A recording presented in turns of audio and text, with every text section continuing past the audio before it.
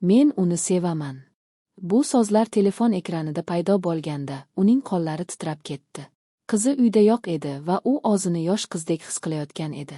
Lekin bu sevgi uning butun hayotini bir lahzada o'zgartirishi mumkin edi. Nima bo'ldi? Qanday qilib bitta tanlov, bitta his bir ayolning taqdirini butunlay boshqa yo'nalishga bura oladi? Assalomu alaykum, aziz tomoshabinlar. Bugun men sizlarga bir hikoyani aytib bermoqchiman.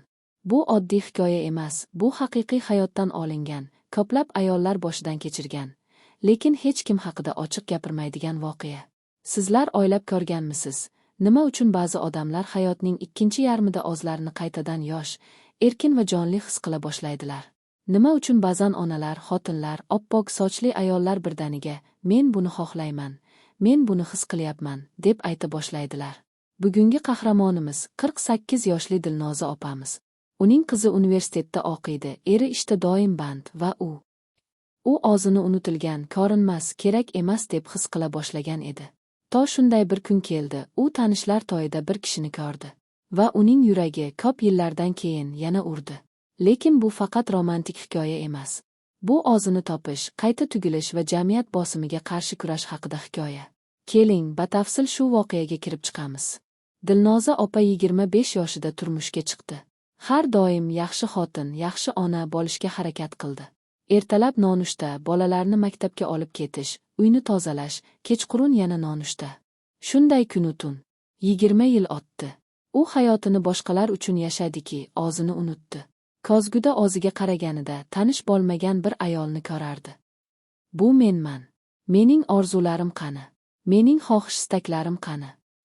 Bir kuni qizi, Malika, universitetga kirish imtihonlarini topshirdi va boshqa shaharga ketdi. Uy bo'sh bo'lib qoldi.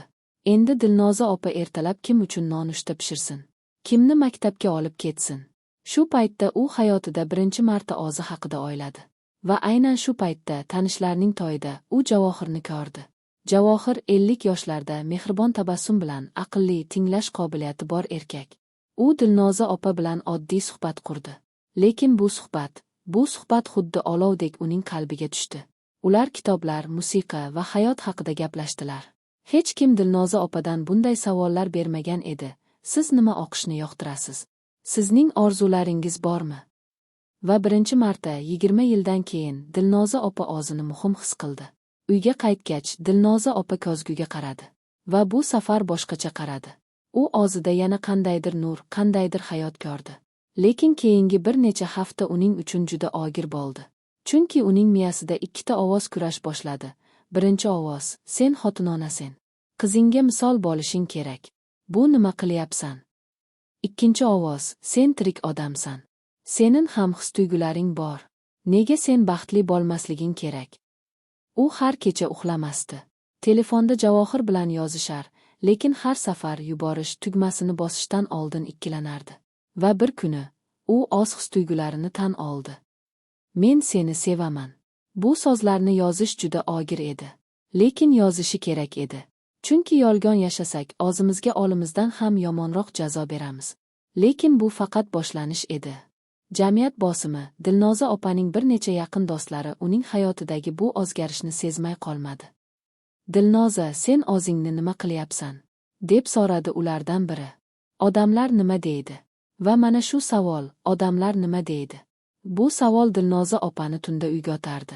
Lekin shu bilan birga u bir narsani tushundi. Agar u doim odamlar nima deydi deb o'ylaydigan bo'lsa, u hech qachon o'zining baxtiga erisha olmaydi. Ko'pchilik jamiyat ayollarga shunday dars berganki, sen avval ona bo'l, keyin xotin bo'l, keyin o'zing bo'l. Lekin agar o'zingiz yo'qolsangiz, qolganiga qanday bo'lasiz? Dilnoza opa o'z javobini topdi. Va bu javob uning hayotini butunlay o'zgartirdi. Keling, davom etamiz. Dilnoza opa oxir-oqibat o'zi bilan halol bo'ldi. U erining oldiga o'tirdi va ochiq gapirdi. Men senga yolg'on gapirmayman. Men o'zimni yo'qotganman. Men 20 yil boshqalar uchun yashadim. Va men endi o'zimni topmoqchiman. Bu oson suhbat emas edi. Erining yuzi rangpar bo'ldi. Ammo Dilnoza opa davom etdi. Men seni aldamayman. Men faqat o'zimga halol bo'lmoqchiman. Agar biz davom etmoqchi bo'lsak, bu yangi qoidalar bilan bo'lishi kerak. Agar yo'q bo'lsa, men ketaman. Va bilasizmi nima bo'ldi? Uning eri boshida juda xafa bo'ldi. Lekin bir hafta o'tgach u qaytib keldi va dedi: "Men ham o'zimni yo'qotganman. Men ham faqat ish va mas'uliyat ichida yashab qolganman. Keling, birga o'zimizni topaylik." Bu mukammal yakunlanish emas edi.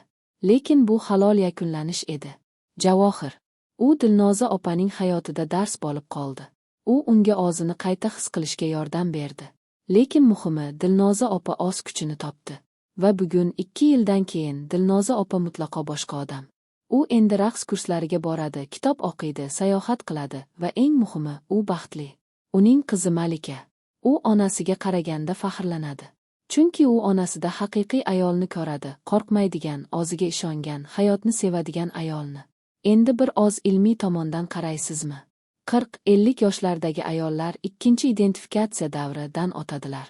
Bu davr o'smirlik davriga o'xshaydi, lekin bu safar ayol o'zini qayta kashf qiladi, lekin tajriba va donolik bilan.